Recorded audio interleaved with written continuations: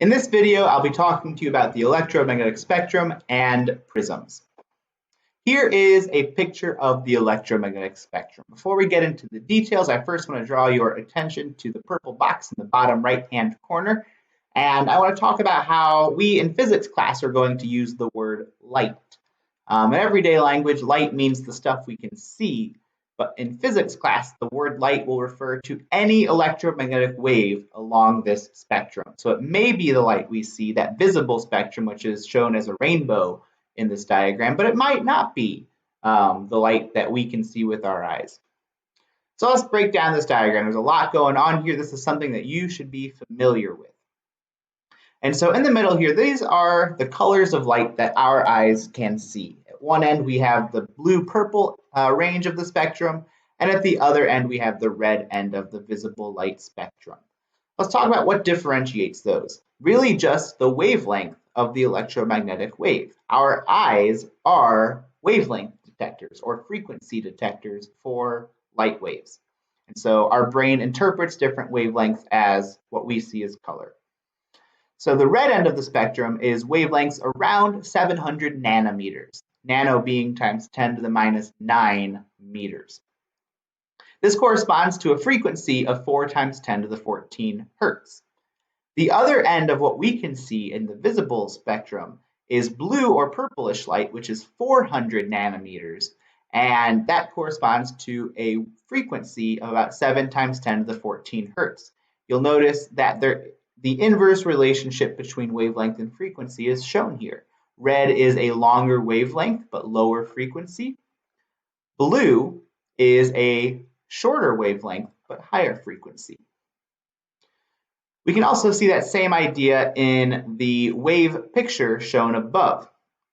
Over here, near the radio wave end of the spectrum, we have very long wavelengths.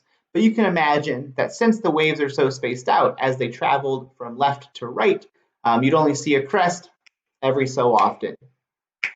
Whereas at the other end of this picture, we have very short wavelengths. And so if we imagine this wave over here moving from left to right, they'll hit more often, boom, boom, boom, boom, boom, because they're closer together. So in other words, we would see a wave crest more often or more frequently. So in other words, it has a higher frequency.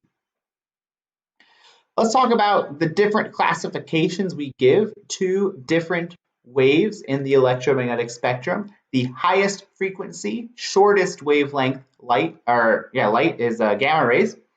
And then the next lowest wavelength or next highest frequency is X-rays, and then ultraviolet, and then visible light, and then infrared, and then microwaves, and then radio waves.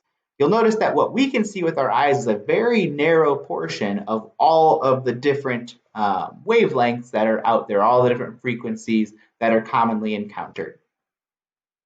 To help remind you of to help you out a little bit, some ideas that are useful is this word infrared. What does the word infra mean? It means below. And so below what? It means below red in frequency. So that can help you remember that red is the low frequency end of the color spectrum because we have stuff that lives below red. Then we have over here ultraviolet. Ultra meaning above. It's above violet. Above in what? Above in frequency. It's even higher in frequency than violet is. It's ultraviolet. Usually we classify waves by their frequency, or electromagnetic waves by their frequency.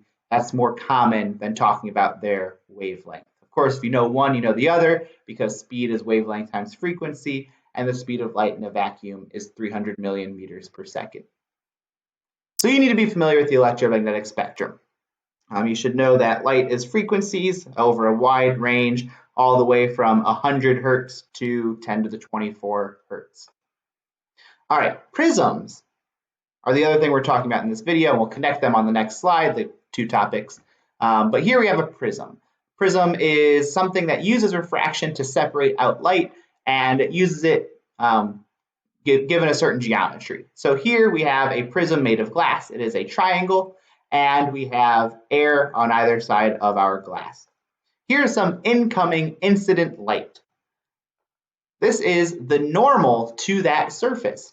And we know that light will bend toward the normal as it enters the slower, more optically dense glass. So we're going to get a refraction toward this normal line. That's what we have there. We're now at a new boundary that's at a different angle. There's the new normal line for that light ray. And we're entering, now light is going to speed up. And since it's going to speed up, it's entering that less optically dense air, it's going to bend away from the normal.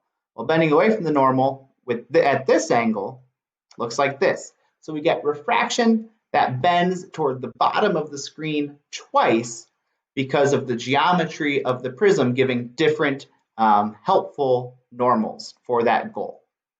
So that's what a prism's doing. It's refracting light. Why do you see rainbows with prisms? Well, this is a great animation. I love this GIF here. It's of the different wavelengths of light being separated out. And the idea is that different wavelengths of light will refract different amounts. So the short wavelength violet light will refract more than the long wavelength red light. A mnemonic to help you out with this is that violet veers vigorously. Violet bends more in a prism than red. Another way to say this is that the index of refraction for a material depends on the wavelength of light. So the index of refraction for red light in glass is 1.50817. The index of refraction for violet light in glass is 1.52136. They're different, right? They're not very different. So if we're not going to separate it out a lot, we might just say, on average, the index of refraction for glass is 1.5. But if we are going to want to look at how different wavelengths of light refract, we would need to know the index of refraction at that wavelength. That concludes this presentation on the electromagnetic spectrum and prisms.